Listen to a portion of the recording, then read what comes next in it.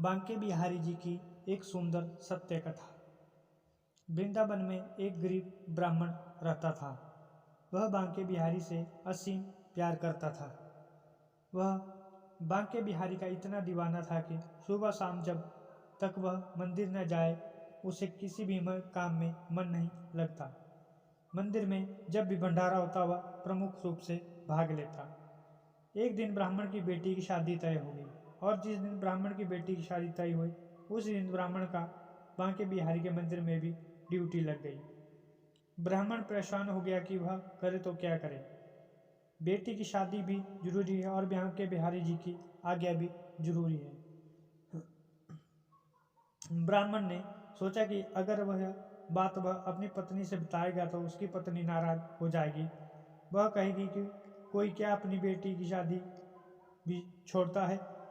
एक दिन अगर तुम भंडारे में नहीं जाओगे तो भंडारा रुक नहीं जाएगा, कोई और संभाल लेगा, लेकिन बेटी की शादी दोबारा तो नहीं होगी।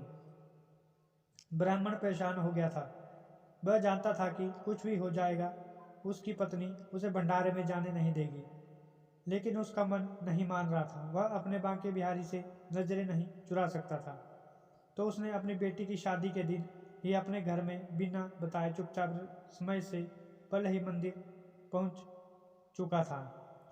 मंदिर में जाकर प्यार से सबको भंडारा खिलाया और शाम होते ही जल्दी से घर वापस पहुंचा, क्योंकि बेटी की शादी में भी पहुंचना था। लेकिन ब्राह्मण को पहुंचते पहुंचते देर हो चुकी थी और बिटिया की शादी होकर बिटिया की विदाई भी हो चुकी थी। वह घर पहुंचा तो उसकी पत्नी उसे बोली, आओ चाय पी लो, बहुत थक चुके होंगे। सोचने लगा कि घर वाले कोई भी उसे डांट नहीं रहे और ना ही परिवार के कोई भी सदस्य उससे कोई सवाल कर रहा है कि वह शादी में नहीं था, फिर भी पत्नी सही से उसे प्यार से बात कर रही थी। ब्राह्मण ने भी सोचा, छोड़ो क्या गड़े मुर्दे उखाड़ना, जो हो गया सो हो गया, सब प्रभु की इच्छा है। पत्नी अगर प्यार से बात कर रही है इससे अच्छी बात क्या है। कुछ दिनों के बाद बेटी की शादी में जो फोटोग्राफी हुई थी, फोटोग्राफर शादी का एक एल्बम घर पर दे गया।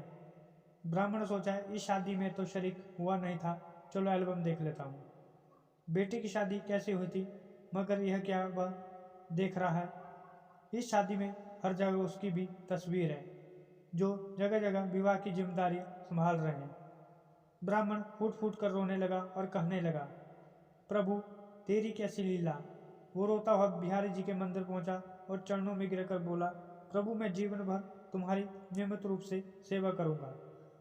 आपको हमारी कहानी कैसी लगी कमेंट में ज़रूर बताएं और लाइक और सब्सक्राइब करना न भूलें। धन्यवाद।